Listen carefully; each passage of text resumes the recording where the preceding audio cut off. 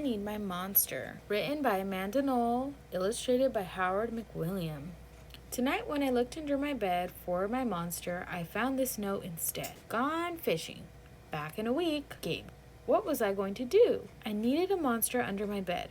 How was I supposed to get to sleep if my monster was gone? I tried to sleep, but it wasn't the same without Gabe. I missed his ragged breathing, his nose whistling, the scrabbling of his uncut claws. How would I ever get to sleep without Gabe's familiar scary noises and his spooky green ooze? It was no use. Gabe would be gone for a week, and I just had to have a monster. I climbed quietly out of bed so my parents wouldn't hear me. Grown-ups have some strange ideas about monsters under beds. I knocked on the floorboards, then scrambled back under my covers. I waited nervously. Would a new monster appear? What would he be like? Would his snorting be as cheerful as Gabe's? When I heard some creaking under my bed, I knew that the substitute monster had arrived. Good evening, said a low, breathy voice. My name is Herbert, and I will be your monster for the evening. Herbert? What kind of name is that for a monster? You don't sound scary at all. Have you ever scared a kid before? Well, no, but I have read all the best books on the topic. Do you have long teeth and scratchy claws? I asked.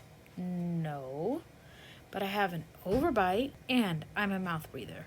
Listen, Herbert's panting was kind of scary, but it wasn't enough for me. Listen, Herbert, I'm sorry. I just don't think this is going to work. It's nothing personal, but I really need a monster with claws. Picky, picky, Herbert complained. As you wish, I'll go. There was some more creaking, then Herbert was gone. Some scratching warned me that a second monster had appeared. Good evening, he said in a high, silky voice. My name is Ralph. I understand you need a monster with claws. If you would please lean over, I will hold out an arm for inspection. I crouched under the edge of the bed, hoping to see a horrible shaggy arm with sharp, ragged nails. Instead, I was surprised to see a sleeky, brushed fur with smooth, shiny claws. Excuse me, I don't want to be rude, I asked, but is that nail polish on your claws? Yes, it is, Ralph replied.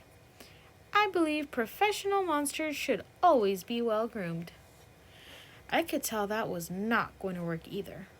I'm sorry to disappoint you, Ralph, but I need a monster with scary claws. Like Gabe's, I thought. I heard some more scratching and I knew Ralph was gone. A minute later, a third voice from under the bed rasped. Check out these claws, kid. I gathered my courage and peered over the edge. The claws were impressive, jagged and dark and razor sharp. So far, so good. I was a little nervous. Could you stick out your tail? I whispered. Sure, but don't get scared. I peeked through my fingers at the slimy tail slithering over the foot of my bed. That's when I noticed the bow. Are you a girl monster? Of course I am, she snapped. I'm Cynthia. Do you have a problem with that?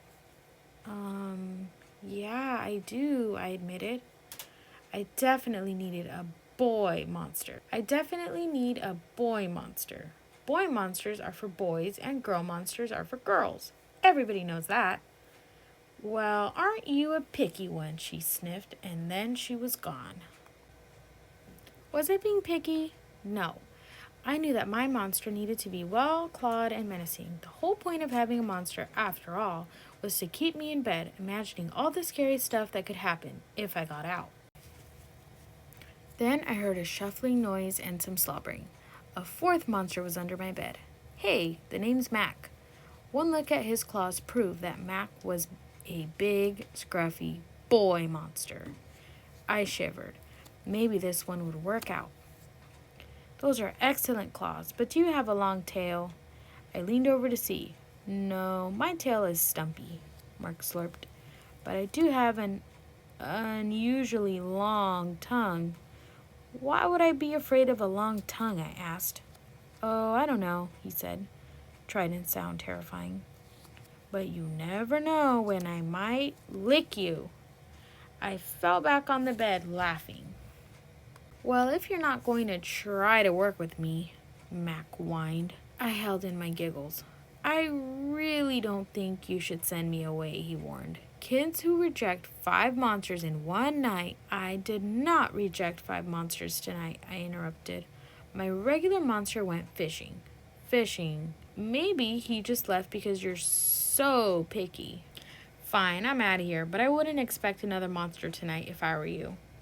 How was I ever going to get sleep without my monster? I was surprised to hear more creaking under the bed. Loud creaking, with scratching. I thought no more monsters were going to appear tonight, I said. Sorry I'm late, kid. It was Gabe. I thought I would enjoy fishing, but I didn't, he explained. Those fish scare too easily. No challenge at all. You, however, are challenging, my friend. You're almost too old to be afraid of monsters. You keep me on my toes.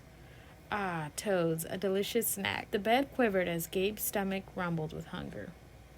Now, if you don't mind, I'd like to start the evening with an ominous puddle of drool. I peeked over the edge of the bed. Green ooze spread soundlessly from underneath. Then the bed trembled as Gabe unfurled his spiked tail. He was daring me to guess where he might pop up. I shivered. So, you had some substitute monsters tonight, Gabe said, sharpening his claws against my bedpost. Were you scared? Then Gabe started tapping. I could tell he wanted to know if I still needed him. No other monster can scare me like you, I giggled, diving under my covers and pulling them tight. When my blanket started to slip off the bed, I knew Gabe was ready to eat. Now, if you could please stick out your foot, he said. I'd like to nibble your pinky. I yanked my blanket back up and scrunched my feet so Gabe couldn't get to them. No toes tonight, but you can have this, I offered. Gabe was back, the ooze was perfect, everything was back to normal. I shivered again. I'd be asleep in no time.